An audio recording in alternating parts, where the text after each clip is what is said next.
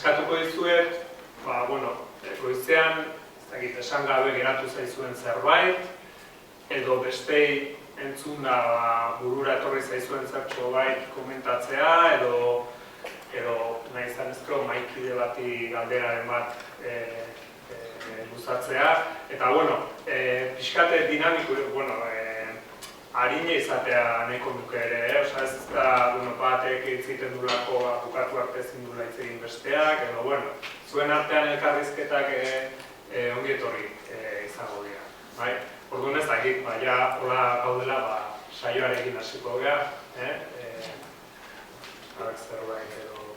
Ni galdera baino, gozikitzea bueltakan dalikien bila bota nahiko nuke, eta norbait izuzendua baino, bilago izaiteke orokorra edo. Eustut, Eduardok aipatu duela horrenekoz, gero Paulak ere aipatu duzu ezer, eta horren azken itzaldian ere eskerren partetik entzun dugu horrekin horretako zerbait. Ideia hoxe da.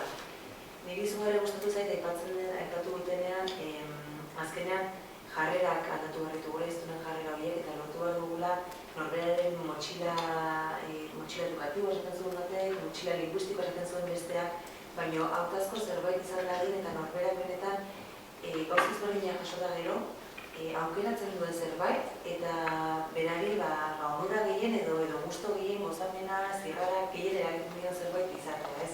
Hori lortu behar dugula euskara bilakatzea. Eta orduan nik horren inguruan, batez ere hasieraren idearekin lotuta, nola, igual eskorregiak izan garen azken urteetan euskaren inguruko mezuekin, nola transmititu izan dugu, hilzorian zegoen zerbait mantentzeko ardura genukala, eta bagian ez dela izan ikuspegire baikorrena edo. Gustatuko litzakela igual jasotzea, irakaskuntzan horren beste urte luzez esperientzia zabalezen duten irakasleen partetik edo, pixkat, ze pista edo, ze aukera egon daitezken hiztunari, haur horri, gazte horri, transmititzeko bere aukerarik interesgarriena, bixigarriena, erakargarriena euskera izango dela, ez? Nola, hartzailearen askatasuna hortan, komentatzen zenuen, hartzailearen askatasuna, ez da? Nola bihurtu hartzaile horrek dituen aukera guztien artean, benetan euskera izango dela bere erraminta, bere tresna eta bere bidelagun etorkizunean, ez? Horren, biztaren baldin baukatzu, pixkatu bi nola egin daiteke, ez? Horren erratasunean. Eta zer egiten dudik. Pistaren bat, zure esperientzia... Nik hori, galdera horri erantzuten jakingo banu, ez dakitena konpontuta egingo litzateke, baina bai, goizean esan dudan hasieran, ez? Horretzen duzu egortaren esaldia data horrena hitzen bitartez, hitzen bitartez zerbait esan baldin badaiteke hitzen bitartez, ez da ja oso interesgarria. Baina zerbait aproximatu daiteke, zerbait hurbildu daitezke, ez? Orduan, niri bururetortzen zaidana da, gaur goizean aipatu dudan, edo Jaume Funesek aipatzen zuen motxila edukatibo horren inguruan, gauza nire ustez importante bi, ez? Bata da, motxila hori edo hiru gauza.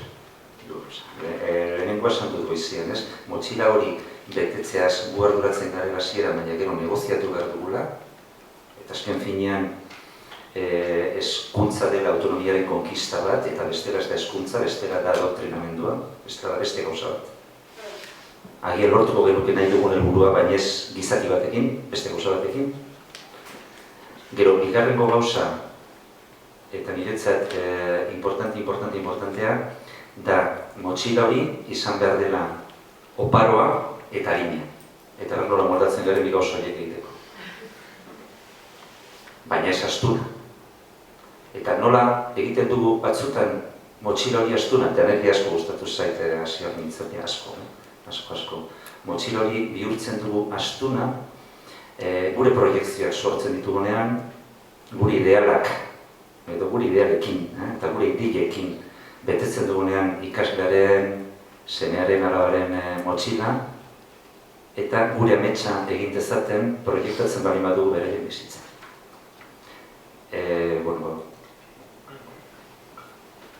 Eta ikusten duzuen ez dut ezer konpondu, ez? pista batzuk eman dituzu. Behintzat, egin beharko ez genuken, ez? Nik uste dut euskararen transmisioaren zeran, hainbat fase egon direla, ez? Eta gian fase bat nahiko numantinoa zen, nahiko defensiboa zen, eta derrigorrezkoa zen. Ikuste dut orain gaudela beste momentu batean, nun agian erabili beharko lirateke beste zera batzuk, ez? Eta nola transmititu, nik uste dut euskarari buruz hitz egitea baino, egin behar duguna dela, euskaraz bizi nahi duena, euskaraz bizi gatia. Euskaraz bizi nahi duguna, euskaraz bizi gaitezen nahi dugu pertsonekin. Eta nahi dugu momentuetan, eta hori erakargarri, eta hori gustora egiten bali badugu, erakargarri bihurtuko da, beste hontzat, hemen aste bat eratzen duzu abizkari bat, ez? Astekari bat.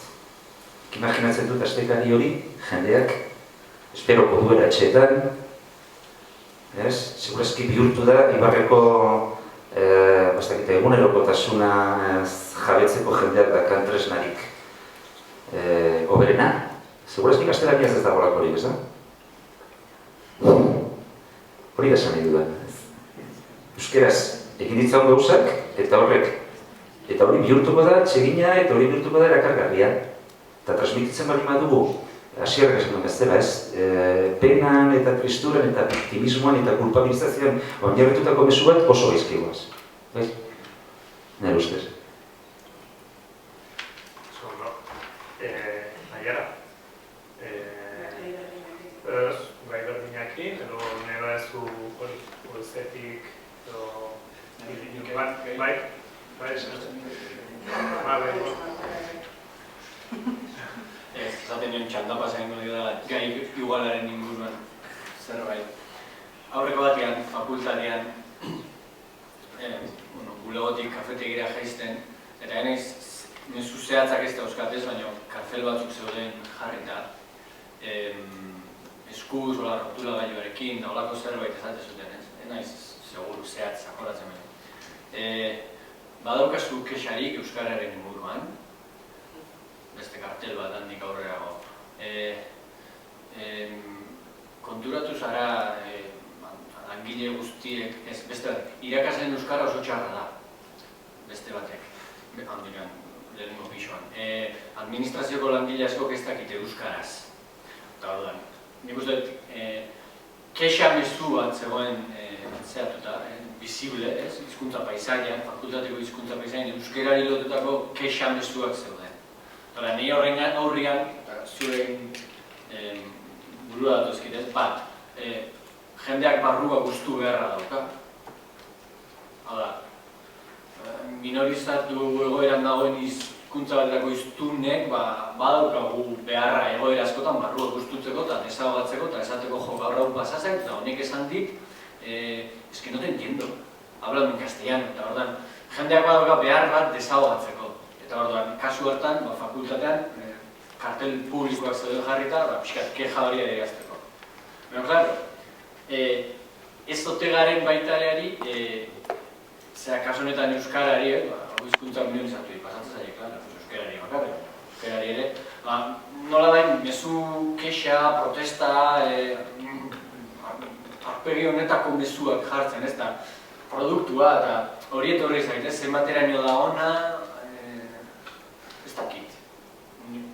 Nik enuke astuko ez dara jendeak desahogatu beharra daukara. Importantea da. Estrategia honen haute den nolako leku publikoetan hildo horretako mezuak. Eta bestia, eta hau esan gabe nuen geleatu nahi, gaizki hitz egitu duzu. Hori ez da horren ezazken. Hori duzu gilik.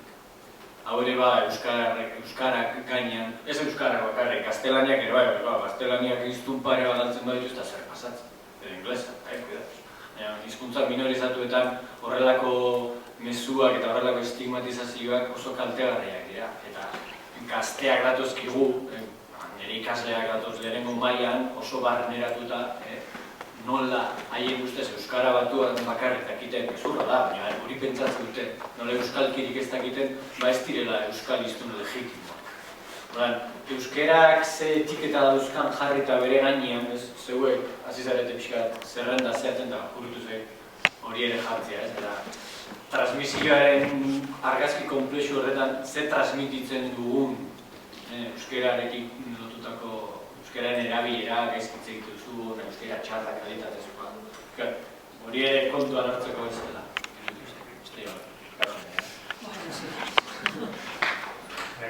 Bueno, Ibonek esaten ezagunan aritxik, bai iruditzen jata euskal hiztunok dakagula zer pentsatu nahikua. Euskal hiztunak ez dian oiekiko, ero euskal hiztunak, baina esan hiztun onak dian oiekiko. Bai, bueno, ez dakitxe. Guk ematen dugu saio baten esaten da, oztopo mentalak dakaguzela guk. Eta lehen hasierrek esan badu, danok medikoak erala pentsatzen dugu, iruditzen jatan danok euskal filologoak erala komplexua ero daukagula eta parre itxeko joera ondisa daukagula ertzaintza esaten badozu eta ez ertzaintza edo esaten badozu dana dalakoa eta horrek euskara ikasteko edo euskara erabiltzeko hori dela nire ustez importantiagoa hiztun asko galtzen ditugula bidean. Eta beste zozera esatea baina banda, jazten. Igual ez da momentua, momentu gero? Bai. Orain onera zu. Vale, eske, vale. Bueno, da, komentatu izuet Kirmen Unire Konsagure jardunaldietan, eta niri asko gustatzen zait, deitzen da parte-apartean, ez dakit ezagutzen duzuen. Nik uste dut transmisioaren zera bat, espiritu bat islatzen duela, eta irakurri ingo dizuet, 2 minutu baina zen, Bueno, a ber, 6 urterekin egin zuten lehen itsasoratzea aitak eta osabak. Eta patroitza guztio bakorean ikasi. Gogorrak ziren garai hartako patroiak. Ekaitz egunetan, ukabilak estutu eta zerura begira, bizarri badokazu etorri ona. Jainkoari amenazu egiten zieten horietakoak. Mutil koskorrak zirenean, igandeko mezetara txandaka joan behar izaten zuten labanai nagusiek. Traje bakarra baitzen etxean. Bata elizatik etorri, traje erantzi besteari eman eta horrela joaten ziren mezetara. Nor bere orduan, nor bere zapatez. Umetan, aita itsasotik iristen zen egunean, portuko morro luzenean egoten ginen zain, mendebaltera begira. Hasieran, ezer ikusten ez bazen ere, laster antzematen zuen gutariko batek odei hartzean puntu beltz bat, pixkanaka itsasontzi bilakatzen zena. Ordu beteren buruan heltzen zen ontzia morrora, eta bira egiten zuen gure aurrean portura sartzeko. Aitak agur egiten zigun eskuaz. Ontzia igaro orduko, hariniketan joaten ginen atrakatu behar zuten tokira. Aita, ohean, askenetan zegoela ere, gorazarre egiten zion bizitzari. Eguna bizi behar dela esaten zigun, beti arduratuta ibili ezkero, ies dagiela bizitzak. Eta agintzen zuen, beti iparralderago joan behar duzue. Ez da sarea bota behar, arraina ziur dagoela dakizuen tokian. Aparte-apartean bilatu behar da. Daukazuenarekin konformatu gabe. Heriotzak ez du irabaziko, idatzi zuen Dailan Tomasek. Baina noiz irabazten du, eta lase amatatu zen aitaren bizitzaren. Mendebaldera eginez, odei hartzean galtzen zen itsasontzia bezala, uberan oroitzapenak marrastuz. Nire gustatzen zitzen eta...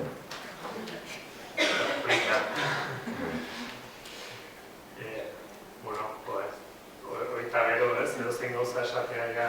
Horregatik esan dizut bat bukaeran izen, no? Bueno, bukaeratu nahi zu beste bat aukeratu. Bueno, nik askoz prosaiko dien testu batzuk pasanien main buruan daudenei.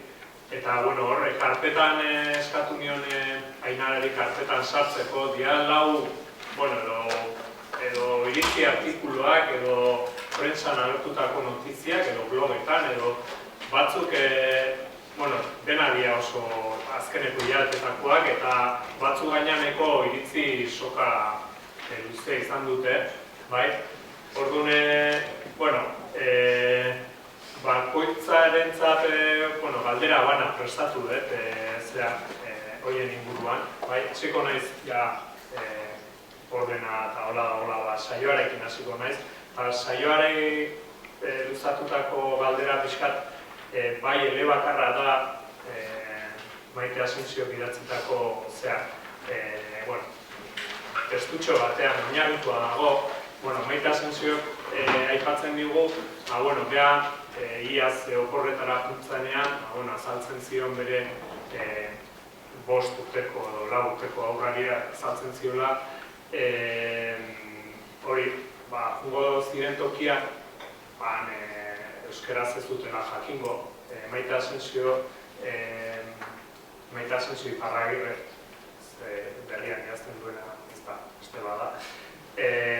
Tolosakoa da, eta azaltzen zion aurrari, jungo ziren tokian, jendeak euskaraz ez duela jakingo, eta pixka kokatzeko aurra, ez? Eta, bera nolai, aukeratu ditudan lau testua gaina pixkat lehen aipatu den giro horretaz pixka zepristumendua daude, edo bintzat kezka hitzateatzen zain nahi testu guztietan, bai? Eta Maitek azaltzen digun kezka da, nolabait, jendea hurbiltzen zitzaiola esan ez, nola baina, euskeraz bakarri daki, elebakarra da, ez diozu gaztelaniaz erakutsi, ez diozu erakutsiko gaztelania, pixkat jendeak proiektatzen zion kezka hori izan, ez? Eta, Maitek esaten du, oraingoz elebakarra da, bizitzaren joan etorriekin elebidun edo eleanitz bilakatuko da. Behar badaki hori gertatuko dela, baina, oraingoz elebakarra da. Ez dakit nik saioaren itzali entzun ondoren, hor galdera sortatu zaitan, pixka zigorrek ere igual antzeko zerbait aipatu du, ez? Garbi geratuan mezua da, ustez gure kontestuan, gure testu inguruan, etxean euskalduntzen ez diren aurrak alik eta azkarren euskalduntzea komeni da, gero hor zuek egin dituzuen ikerketa guzti horietan ematen du emaitzak eta hobiak dira. Alderantziz, esan beharko genuke edo mezu hori transmititu beharko genuke, ez dakit mezua transmititu beharko genuke, edo ez, hori igual jarriztu urratxa da, ez?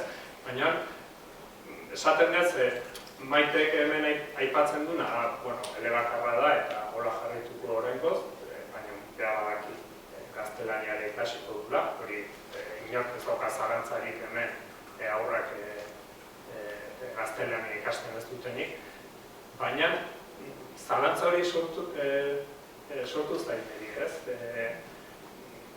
Ez dakit. Nik uste hor barna duinek ez bat badela, ez? Norantza batean kartelak entzat ikusten den elebakartasun hori, hau da, gaztelania elebakartasun horrek arrisku batzeko kartel batzeko ikitzen handituen bezala, alderantziz jokatuta, euskara elebakartasuna bultzatuta ongi egiten ari gana, ez? Eta nik uste, zigorrek uste galdetuen horren arira, ez genukeela inongo zalantzariko beldurriko kezkariko uki behar, ze azkenen ari gara erantzun dionan aritik, modu erantzun ari nire.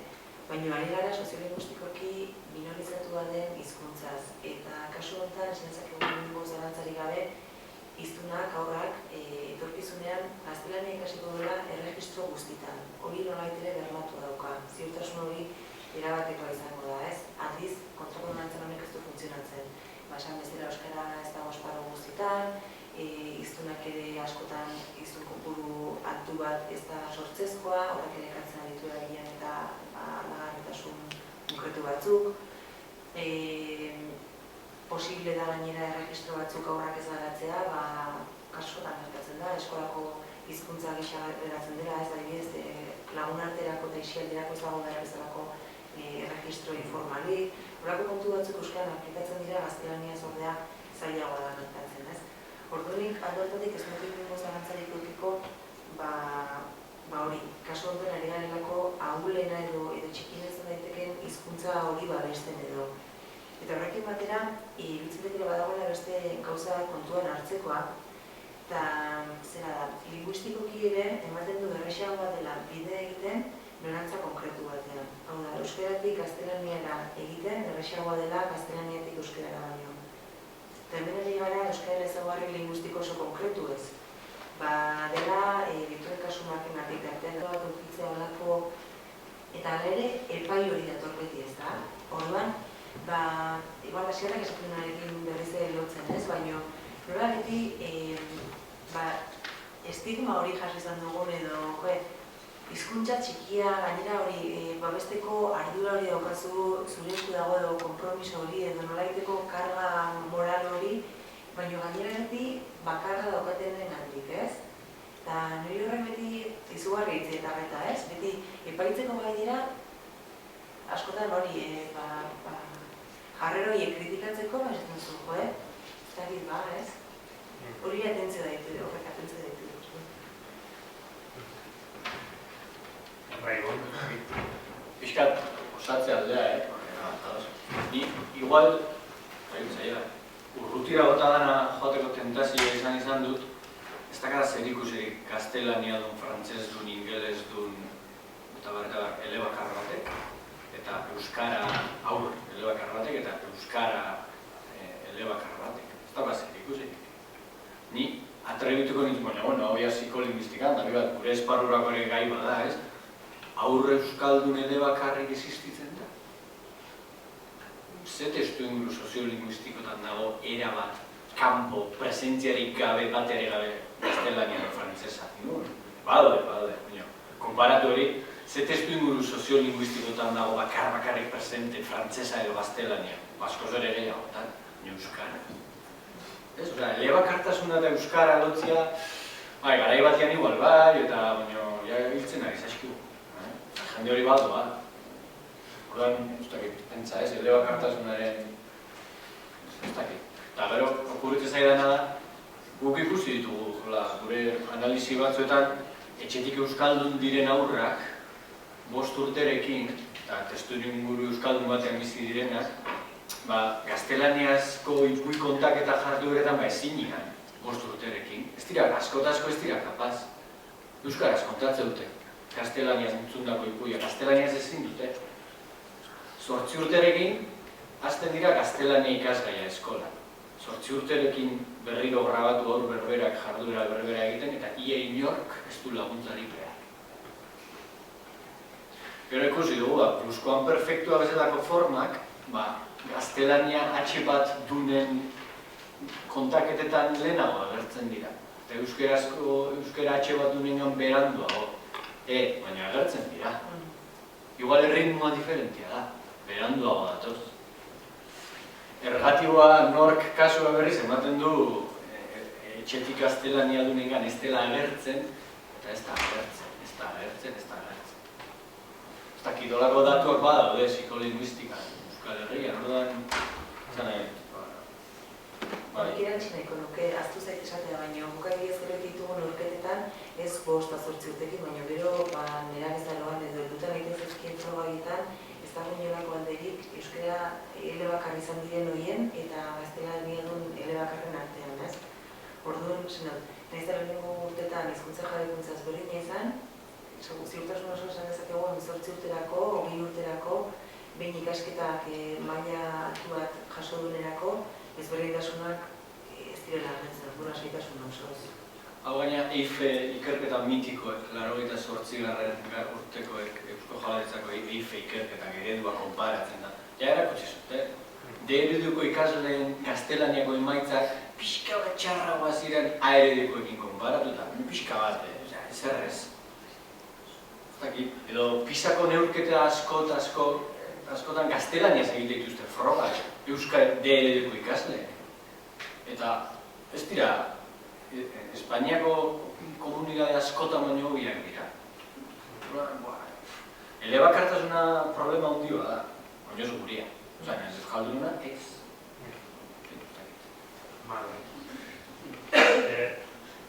Interesgarri irutzen zait kalean zehar dagoen zalantza edo pildurra edo zenbait gurasun artean eta zutan Eta horrekin batera, eta hau Eduardo Rentzari joa, duela hilabete, ateazan berria, eta hemen idatzita dana web horretik atatako, eta titularra hala da, hola da.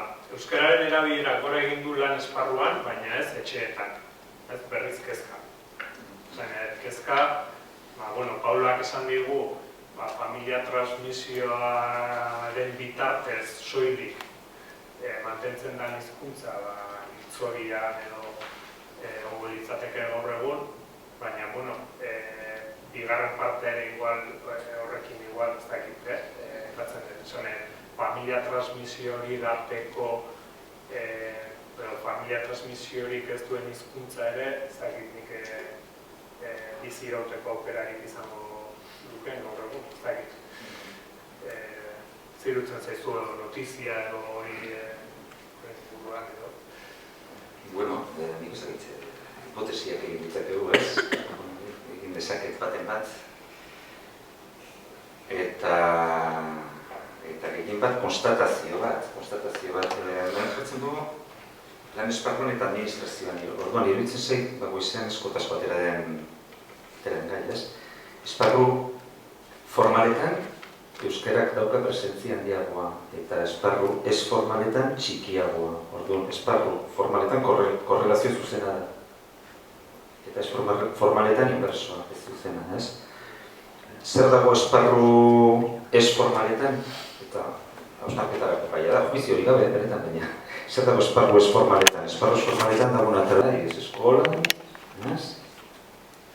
edo agertzen da beste faktore psikologiko edo psikosozial batzuk, adibidez, pertsona batek besteen aurrean eman behar duen irudia. Ez? Orduan, klaro, pasatzen baren badut egun osoa besteen aurrean irudi bat ematen, gero joaten naiz inguru ez formal batera, eta kentzen dut mozorroa, hori izan diteke? Ez da, hipotesiak, baina nik erantzuna ez dut, ez da, beste oso pentsatzen duzuen. Agian, agian euskararen erabilera, lehen komentatu ditugu faktore positiboekin baino, lotuegia dago exigentziaren inguruko, edo autoexigentziaren inguruko ezakit, gauza batzuekin, eta baita ere identitatearekin. Ezakit, nor bere buruaren aurrean, baita, baina batez ere besteen aurrean. Orduan etxera joaten gara eta... Hasierrak aipatu dugun fenomenoa, formigaren euskeraz barra egitearena, identitateak edotuta litzateke ez, horitzea. Ez dakit, agian momentua da ere zuen kalderak edo gehiago den, baina kalderaren bat, komentarion bat, iritzin bat edo mikrofonoa ez? Bota, ez? Bale, jarraitzen dugu. Badago beste testu bat, bai. Ez den nahi astu negila, egitza hartuta. Eta egile esan,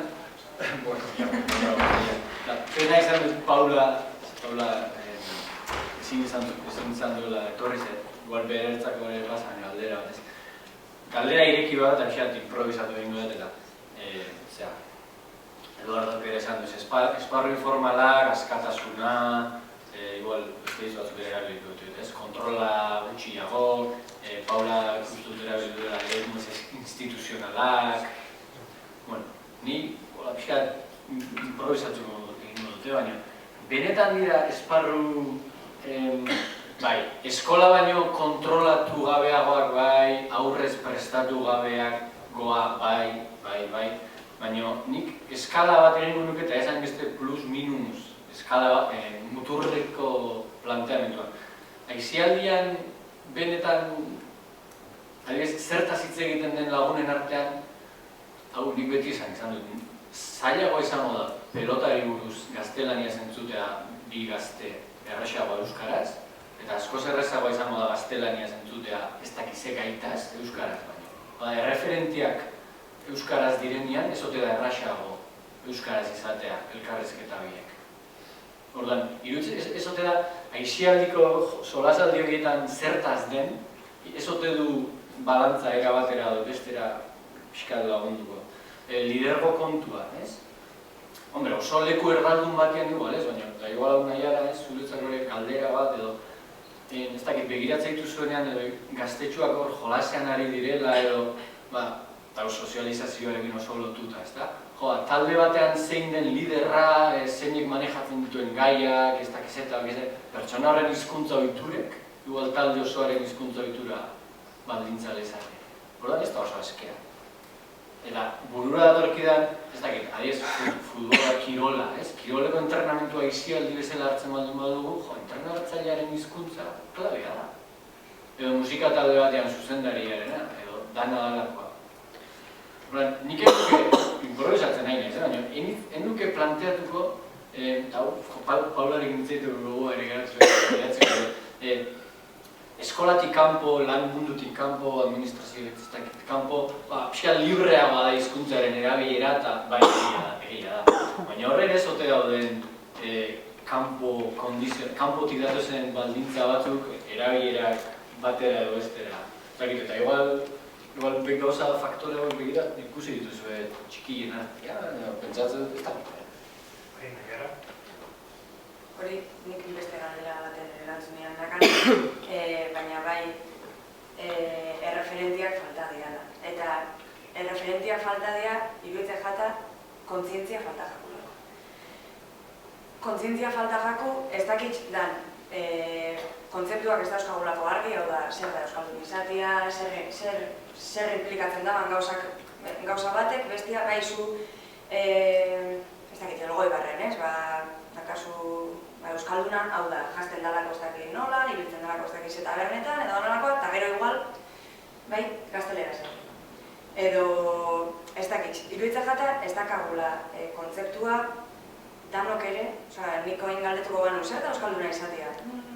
Niretzako euskera duena, niretzako erabiltzen duena, bestiontzako ez dakizet, eta orduan, helduen artean, esaten dut, ja, zer implikatzen daban, zuk euskaldun bezala ikustia zure burua zer implikatzen daban, ez dakazu garbi. Aisialdian, ja, umiekin jarduten deben eragile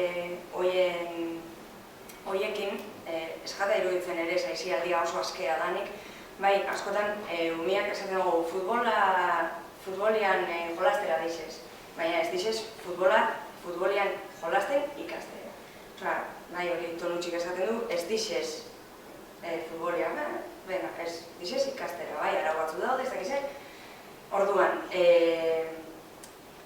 erreferente horiei falta jakuena da, jakitzia, kirola edo futbola erakustiaz gain, euskera ere erakutsi dezaketela. Edo, zu euskalduna basera, zeatik derrepente futbolian erakusten diezuenean umieri gaztelera zeitzen duzu. Bai, eta igual izan daike, Elgoi barko euskaltzale eredu hori, postitekin bizigera ni naiz nahiara txutxamekakua, bai, euskaltzalea, ez dakizer, postit, asko daude euskaldun postitakin, baina gero euskera erabiltzen ez debenak, ez? Orduan,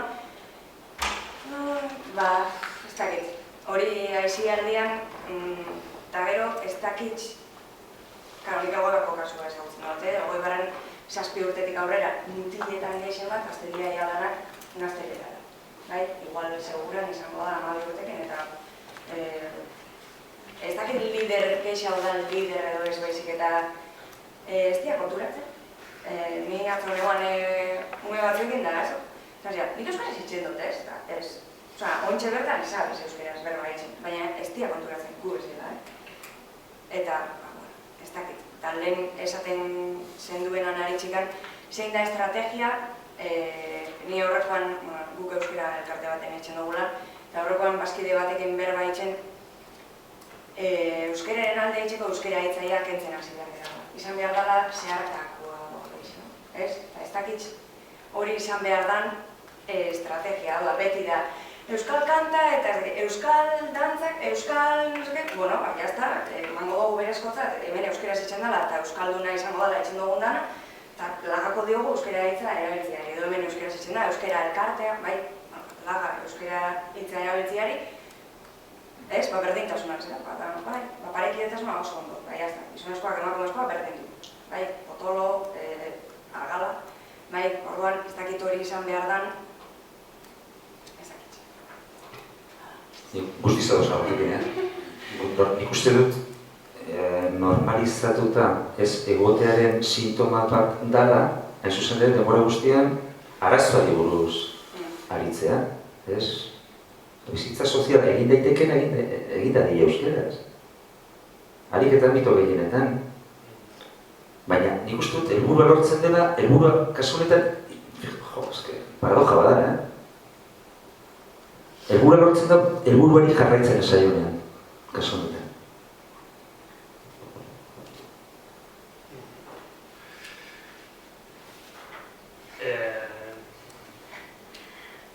Beste kezka bat. Ja, kezkekin ez gehiago denbora guztian kezkaz, baina, bueno, ja...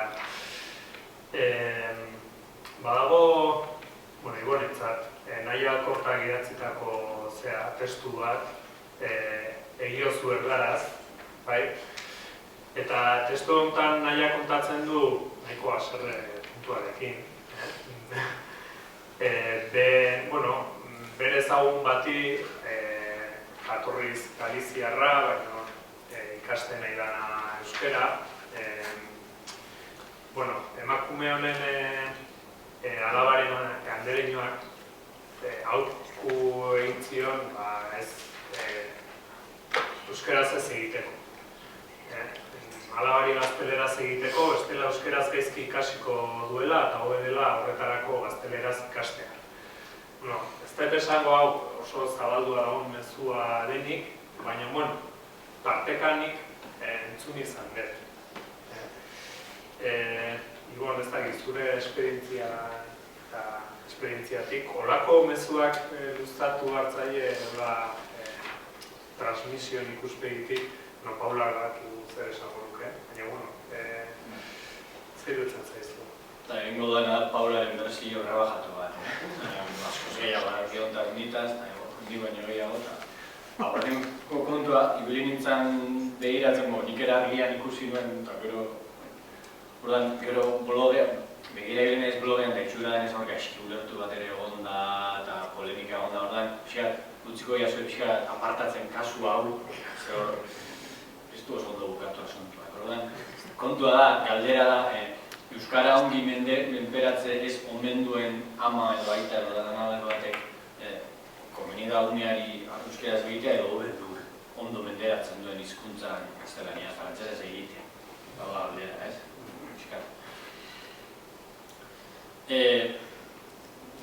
Nik uste dut, adituak, ni nahi adituak kontu hauetan, goizean nire atzera da kontua. Aur bati hizkuntza batean egite zaionean, ez gara ari bakarrik informazio bat transmititzen. Ari gara berarekin interakzio batean ari gara izan daiteke kontatu, argudiatu, azaldu, bronka bota, ez dakize, konbentzitu.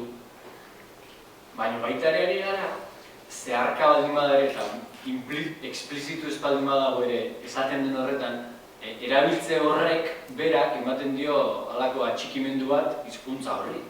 Esan gabe, ez? Ja jarrera bat adierazten du, hizkuntza horren alde. Eta gau importantia da, are gehiago hizkuntza gutxituen kasuan. Hizkuntza handiek ez dute jarrera konta, hizkuntza handiak arnaz hartzea zela eta puntu. Hizkuntza gutxituen kasuan gauza horiek ere behar dira. Beste kontua dagoena hemen eta blogean hor foroan da ibilin ez begira, baina ez dut ikusi komentari jo da. Zer da euskeraz gaxi hitz egitea? Inorkeztu galdetu foruan eta testuan ere ez da zehatzen, ez da gazitzen mucho. Zer da euskeraz gaxi hitz egitea? Ni nahiko nuke jakin benetan ama bateko, aita batek esaten duenean ez dakit euskaraz. Bueno, nola ez dakizula, ze esan nahi duzko horrekin. Hor, estigma asko daude, ez dakit dut. Ondo hitz egite dute Tolosakoek, ondo hitz egite dute Euskitze, Aizpuru, bai, baina zuk ere oso ondo. Kompetentzia partziala, hizkuntza gaitasun partzialaren kontzeptu hori ere ekarri beharko litzake. Bat, Egia oso, ze egite hutsak atxikimendu mezu handia ekarri zaioke aurrari, bi, seguru ez dakizula ingutxi, esaten duzuna baino gehiago dakizu, seguru. Apuntatu da euskat. Aurrari etxean ez badiozu gehiago egiten, euskaraz da, gaztelaniara pasatzen baldin baduzu, Paula Casaresek aipatu izan duen elementu handi bat ari zara kentzen igual, aurraren agentibitatea mozten. Etxetik, eskolatik aurrak euskara baldin badakar etxera, eta zuk ordura etzenen gehiagi egiten, baina orain hasi zaizu, egiozun moztu. Bera ere jarri, maiozu parte aktibo izateko aukera, gaztelaniaz egiten maiozu frantzesez moztu egin diozu. Eta, honekin danak indotuta, honek erakusten duen beste gauza bada, Euskaldun zarrak kakotxe artean, ze zilegitasun eman diogu gure buruai, beste jende bat izateko gaizkitze egiten. Ze klase? Nionekin nahiko alarmatuta nago, hizkuntza ebaluatu egin behar da, beste hizkuntza, baina irakasleok eta klasian.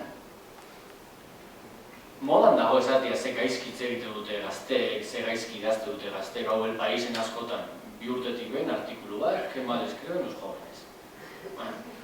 Jendeak zergatik arauen maileak hiztunak. Eta berriro, inglesaren kasuan, hiztun pare bat daltzen bada ez du importa. Hizkuntza minorizatu entzat, hiztun bakoitza altxorra. Orduan, jende horrela estigmatizatzen ibiltzeko ze eskubide hartzen dugu. Zer da zenbait jende irrati publikoan esaten ez dakik batzuk gaizkitze egite dutela eta mesedez. Ez zaude eskolan, ez zara irakaslea. Irakaslea izango bazina zuzendu gauza, eta irakatsi eta ez dakiz, baina ez zaude eskolan. Ni horrekin pixkat, eta iruditzen zait, egio zu erdaraz, ze ez dakizu ondo.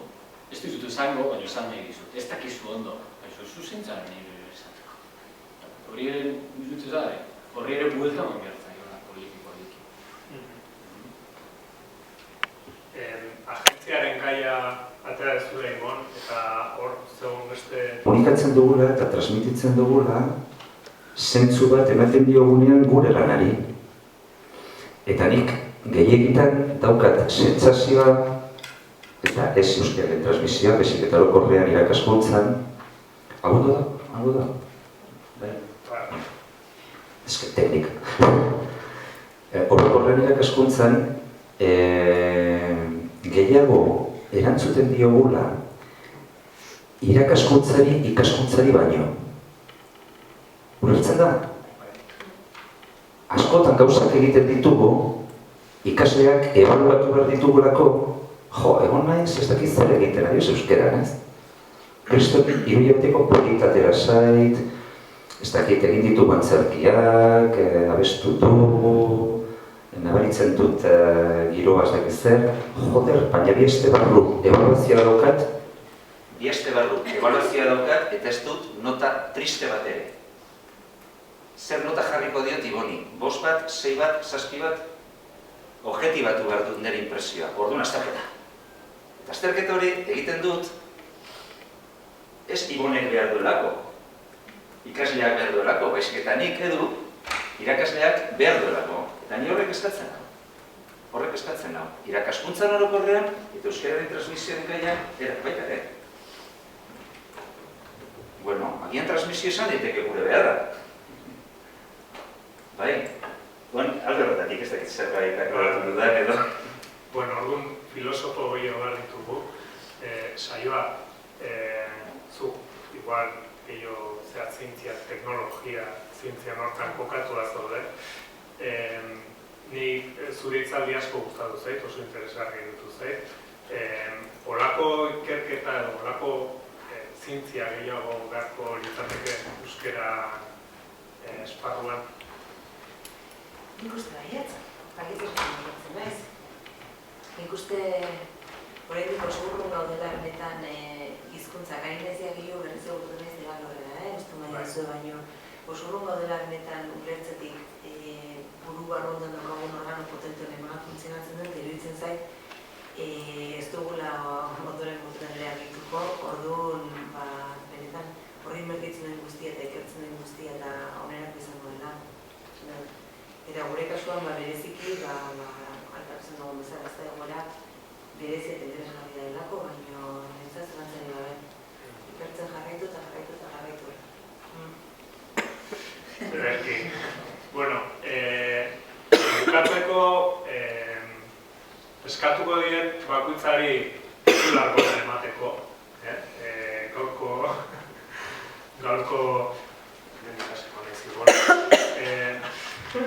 Gaurko saioa borobiltzeko edo komentatzeko titular bana emateko, baina bueno, aurretik berriz luzatuko izu gonbitea, ez dakit galderaren bat, komentarioen bat, titularren bat, edo ez dakit.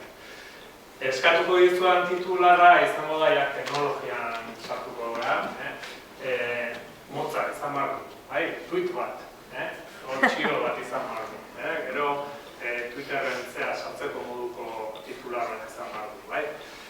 Zuek zerbait esateko edo komentatzeko? Ez? Ezken aukera ez du, Bueno. Bueno, pixkat bueltatu naiz egin dudan aurkezpeneko gaira, eta nola datu negatibo pila bat aurkeztu ditudan beste ikerketa askotakoak, esanez, jatorri etorkineko ikasleak ez dute lortzen. Baina, bueno, beste alde batetik badauzkagun datu txiki batzuk, oso murritzak, nahiko zehatzak, pixkat pentsatu dut, buelta eman behar zaio eta mezu positibo batekin bukatuko dut. Idatzita ekarri dut, txeko lan egin da, ez da bat ere bateko izango. Orduan, ikasle etorkinen kasuan ere, edo jatorri etorkineko, ikasle etorkinen kasuan ere, eskolak soilik ezin du euskalduntzea lortu edo euskarazko sozializazio arrakastatzu bat ezin du lortu, baina euskarazko eskola funtsezkoa da, eta emaitza onak izan, badia. Egun da 39 karakter.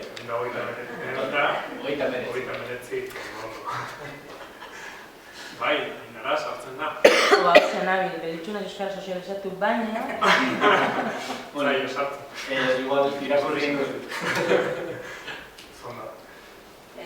Bueno, nik lehen tuitea odot, zure esaldizean dena esan nahi duena espertzen gaitu. Nik indote, baina ez dakit txondo formulauta dagoen ere, izango netzakit transmisioa gora, transmisioa bera, zergatik ez horizontalo. Anualia, linteria. Ez dakit txondo formulauta dagoen, baina, bueno, hoxe. Errepikatu ez dago. Transmisioa gora, transmisioa bera, zergatik ez horizontala. Ziria jonda? Eskerrik.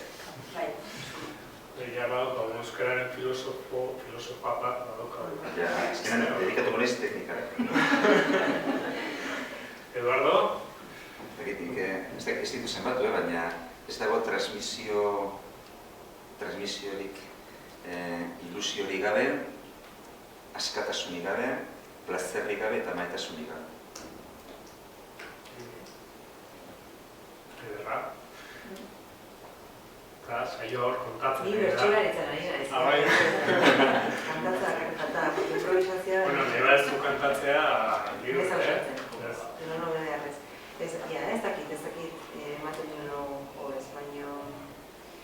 Euskararen ezagutzarekin batera, erabilera ere bermatzetik, hasten da elebitasuna eta eleaniztasuna. Esan ez bezala gurean elebitasuna zara, eleaniztasuna ez egiten dugu askotan ez, baina hori, gure hizkuntzatik euskaratik abiatzen dugu, o ez dugu ingo.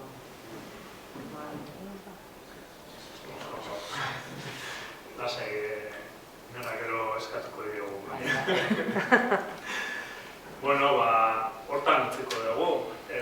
Zerbait gehiago baldin badosateko, ez? Zer bukatzeko. Bueno, plazerra izan da. Ez dakit gauza zehatz gehiagirik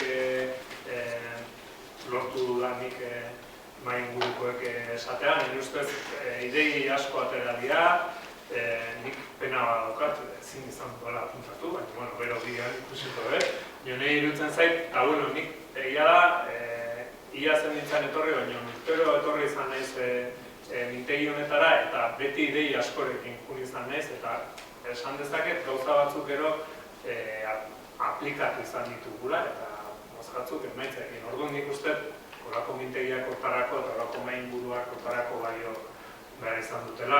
Gainera gaur iruditzen zait, zorte izan dugu, hor ezberdinetako jende aukitzea, batzuetan zaila izaten dela, horako hizkuntza kontuetan, beti iruditzen gara igual esparru espezifiko batekoak bakarrik, baina gaurkoa zorte izan da hori, eta nirentzat gustora honez, espero zuek ere hala izatea, eta oso utziko dugu.